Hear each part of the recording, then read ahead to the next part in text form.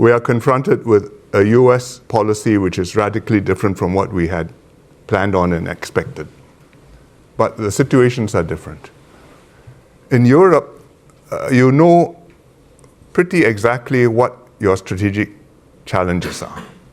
You're dealing with Russia now, successor to the Soviet Union. It's a situation with a backdrop of the Cold War, and that history very present in people's minds. And you have NATO and you have a focus. This is a security challenge, at least. Many countries would say it is the security threat.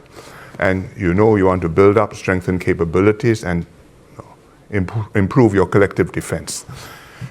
In Asia, that's not the picture.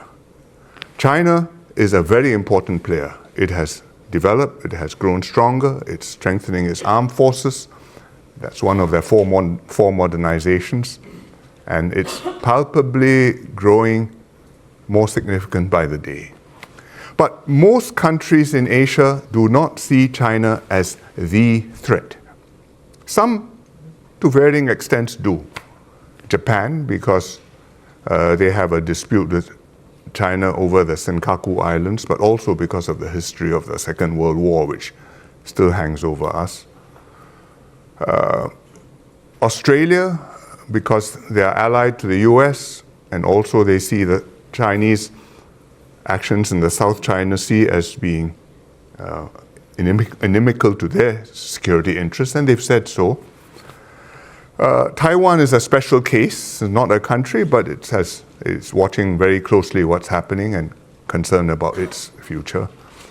And then you have South Korea, for whom the most serious preoccupation would be North Korea, but who no doubt look beyond North Korea and ask, where does China stand on this, which is something which you have to think about. But most other countries do not take such a stance, because we see China as a big power in the region, present, a geographical reality. They are here, we do a lot of business with them, we have prospered because they have prospered, and we want to prosper more. And it started with trade. Now it's not just trade, it's also investments, it's also tourism, people flows. And there are bilateral issues. The South China Sea, there are claimant states in the ASEAN countries who